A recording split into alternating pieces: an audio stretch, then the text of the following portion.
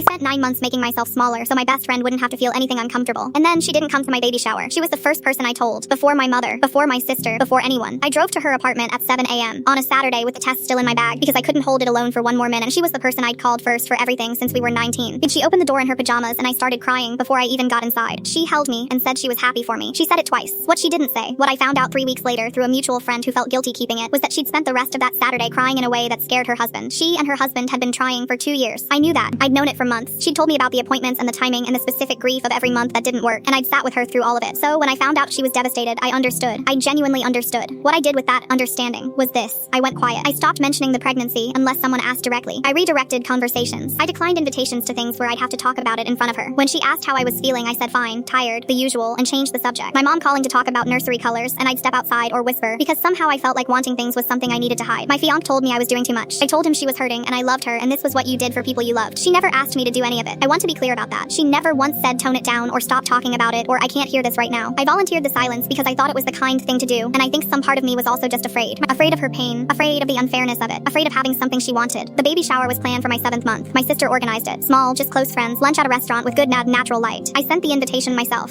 She RSVP'd yes. 2 days before she texted me that she wasn't feeling well and wouldn't be able to make it. I said I hoped she felt better. Put my phone down and sat on the edge of my bed for a while. My sister said some things about who shows up and who doesn't that I didn't argue with because she wasn't wrong. The shower was lovely. I laughed and ate good food and opened tiny folded things and felt for the first time in months like I was allowed to take up the full amount of space that I actually occupied. I cried a little. Everyone pretended not to notice. She sent a gift to my apartment the next week. No card, just a box with a registry item inside wrapped carefully. I texted to thank her. She said of course she was sorry she'd missed it. My daughter was born 6 weeks later. I sent her a photo. She hearted it. A month after that, she called me. I answered because I always answered. She said she had news. She was pregnant. 8 weeks, finally. She was crying and laughing at the same time, and I sat on my kitchen floor and I said everything true and right that you say in that moment. I meant all of it. She said she wanted me to be involved. She said I was her person. She said she didn't know what she would have done without me this past year. I stayed quiet for a second. I said, I need to tell you something and I need you to actually hear it. She said of course. I said I made myself invisible for 9 months because I didn't want to hurt you, and I don't regret that because I love you and I'd do it again. But I need you to know it cost me something. I didn't get to be excited in public. I whispered on phone calls with my own mother. I didn't post a single photo until she was born. And you didn't come to my shower. She went very quiet. I said I'm not telling you this to make you feel guilty. I'm telling you because you said I'm your person. And if that's true, then you need to know what this year actually looked like from where I was standing. She said I didn't know you felt that way. I said I know. I kept it from you on purpose and I'm telling you now on purpose. Those are 2 different choices and I'm only proud of one of them. She cried. She apologized in the specific way that means it, not the way that means please stop making me feel this. She said she'd been so consumed by her own pain that she'd let herself believe I was fine because it was easier than knowing I wasn't. I said I know. I think we both did that to each other a little. She's 5 months along now. I'm throwing her shower. It's going to be beautiful and loud and I'm going to let her have every bit of it without making her feel like she needs to shrink. But I'm also going to be there, fully there, taking up space, being happy, talking about my daughter when she does something funny, existing completely. Not because I stopped loving her, because I finally remembered that loving her and being present in my own life were never supposed to be the same decision.